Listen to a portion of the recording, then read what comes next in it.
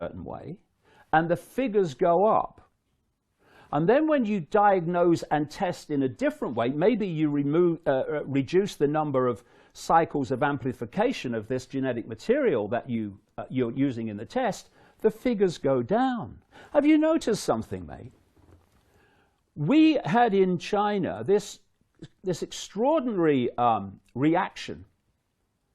The lockdown, they were building new hospitals in a week to 10 days to meet the absolute devastating crisis of this virus, right? In next to no time, by comparison with where they were, those hospitals are closed. The numbers have plummeted, they say. They're now starting flights. The economy is reopening. People are going back out on the streets. What? What happened suddenly to change all that? Because it was suddenly. But if you are testing people in a certain way and you're diagnosing people in a certain way, and we're going to bring 5G into this later on as well, then you change the diagnosis and you change the way you're testing. And what happens to the numbers? They frickin' plummet. Now, another aspect of this, Brian, which is sickening beyond belief, but I've seen enough evidence to see that it's true from people that have contacted me, and people have even said things on social media about, what's happened to their loved ones. They want, and when I say they, I mean this cult, which controls the pyramid of reaction. They obviously want as many dead people as possible that can be designated COVID-19, because that adds to this whole pandemic. And we're going to talk about why later. We are going to talk about why, because there's a very, very big and simple reason why, and it relates to why there's a lockdown at all. But what's clearly happening is that old people in hospital, for anything, first of all, they're being tested for COVID-19, this genetic material. And for reasons I've explained, they're going to, a lot of them are going to test positive. Not for the virus, for the genetic material. They're going to them, and according to loved ones and families, the people on the ward, etc., have said to them it's government policy. And they're trying to get these old people. You know the old people that the lockdown was to protect? Yeah, right.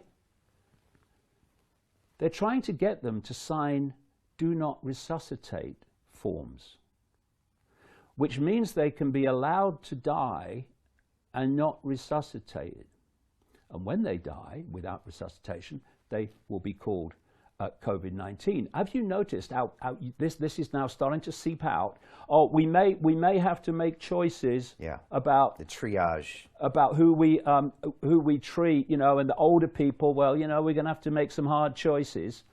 Old people that you're telling not to resuscitate, to sign non-resuscitation forms, right? So they are despicably abusing the very old people that they say this lockdown is to protect. One of the family members that contacted me talked about her 83-year-old mother who was in hospital for an orthopedic reason. Not some bloody virus. And the doctors came along to her and tried to get her to sign a do not resuscitate form, for she's got an orthopedic problem.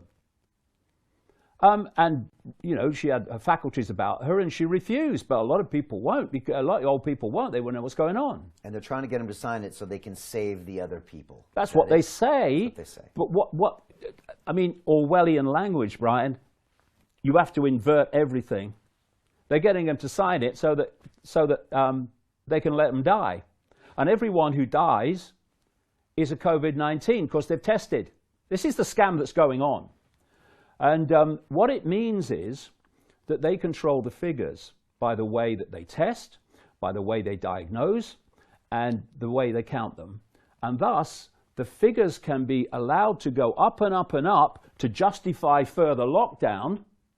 And then when they think, as I said towards the end of our last interview a couple of weeks ago, when will it be over? It will be over, actually temporarily, we can come to that later, when they think they have reached the point where everything they want from this, which is a completely destroyed global economy, it is vast numbers of people who've lost their independent livelihood and income, and thus become dependent on the state, and you do what the state says if you want your pittance every month. They will bring an end to this and bring the numbers down. Oh, we're past the curve. When they think it's gone far enough for them to have got everything they wanted from it. Look at China. Look at China. They did exactly the same. Oh, it's terrible, terrible. Oh, gone. How can it be gone in China? How can it be gone? Doesn't make any sense. No sense. Billion plus people. No sense. This is infectious in urban environments. They have them everywhere. Now, No people sense. say they're lying about those numbers. I had a doctor on this as the CIA has seen these funeral urns being bought, and those are going through the roof. Well, all you can say is that they're opening up China, they're opening up industry, people are going out on the street, and they're opening up air travel again. The whole point is, however, that the authorities control the figures, so they control, and there's another way that they control the figures when we get into 5G, and thus they can decide when this thing comes down anytime they want, just by changing the way that they count and changing the way that they test. They test. Now, look at this sequence. They were not getting enough dead people from this virus to justify the fact that it was lethal. The vast, overwhelming majority of people have no symptoms or mild symptoms. Now, just before I go to this point, something else I should add. This RT-PCR test cannot and does not test for how much of a, quote, virus you have. And I will be sitting here now, you'll be sitting there now, everyone watching this program will be sitting there, and they have all these different, what people call viruses, actually part of the natural immune system, but they will have that in their bodies. And it will be at a level, loads of it, and it will be at a level that will never trouble them. That's why you can test positive for something and have no symptoms, because it's at such a low level, it's going to trouble you. The immune system will sort that out, keeps it all under control. So what you can't do with this test is test for how much of a, quote, virus you actually have. And in the words of one doctor scientist that I've quoted in recent times, you need massive amounts of it for you to be sick. So they can't even begin to tell you if your sickness is from some virus or other unless they can test how much of it you have. And this test doesn't do that. So you don't have enough dead people to justify the fact that this is lethal. But you want a lockdown. You want this lockdown for much greater reasons, which we'll come to. So what you do is you say, oh yeah, well not that many people have died so far, but what's coming, have you noticed all around the world, that's what you're getting? Oh, wait for the surge. Well, the surge can come anytime they want to increase the way that they test and increase the way that they count the numbers. So they can create a surge, that's not a problem, or the illusion of one, but it's in the future. So along comes, in this country, and they also advised America too, and other countries in the same way. Along comes, while Boris Johnson, the British Prime Minister, is saying, oh, there's no need for this, there's no need to shut the football down, you know, no, and there's no need to close the schools, you remember that? Along comes Imperial College. And Imperial College specialise in absolutely shite computer modelling. They have a terrible history for it over the years.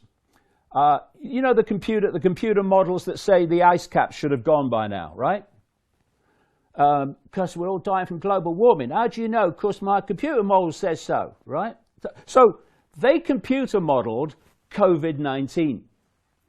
Particularly a guy called Professor Neil Ferguson, who should never, ever, in the entirety of his life, ever advise any government ever again.